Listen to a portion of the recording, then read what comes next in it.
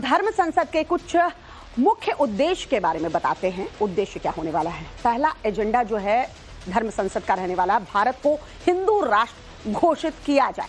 दूसरा एजेंडा जो धर्म संसद का रहने वाला है, सनातन बोर्ड बनाने पर अंतिम फैसला लिया जाए। तीसरा agenda places of worship act को खत्म करना होगा। चौथा एजेंडा जो है वो सोमनाथ फॉर्मूले से मंदिर मस्जिद विवाद का समाधान निकालना होगा। पांचवा जो एजेंडा है, पाकिस्तान बांग्लादेश में हिंदुओं पर हमले को लेकर चर्चा होगी। जो हमारे अधिकार होंगे, जैसे ईसाइयों को जो अधिकार प्राप्त होंगे वही अधिकार प्राप्त होगा जो इटली में हिंदुओं को प्राप्त होगा। वही ये सब जगह होता है, ये यही नहीं है, ये और भी संवैधानिक व्यवस्था में यही है।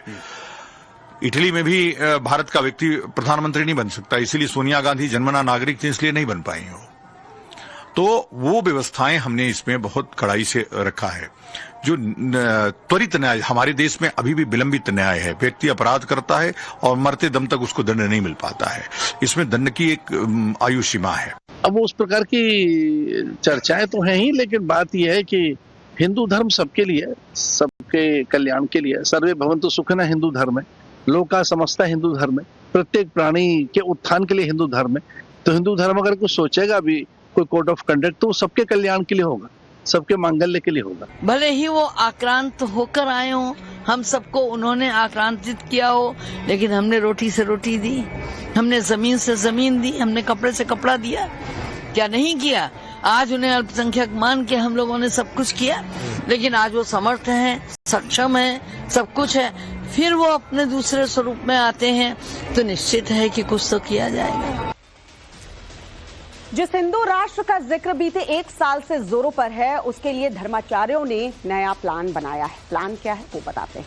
अखंड हिंदू राष्ट्र का पहला संविधान तैयार कर लिया गया है, जिसे 3 फरवरी यानी कि बसंत पंचमी के दिन सामने रखा जाएगा। इसमें 2035 तक हिंदू राष्ट्र की घोषणा का टारगेट जो है रखा गया है।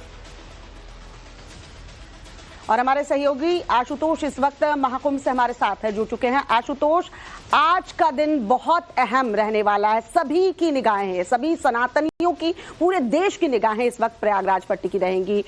12:30 बजे का वक्त बताया जा रहा है, धर्म संसद का आयोजन शुरू हो जाएगा।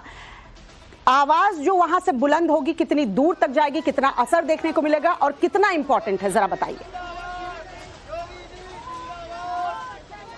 बिल्कुल, देखिए, धर्म संसद की जो गूंज है वो महाकुंभ में इस वक्त सुनाई पड़ रही है, क्योंकि देश के लिए कम से कम हिंदू राष्ट्र जो बनाने का सपना पाल रखे हैं जो साधु संत हैं, उनके लिए बेहद अहम दिन है। क्योंकि सनातन बोर्ड के गठन का जो प्रारूप होगा वो आज धर्म संसद में होने रखा जाएगा।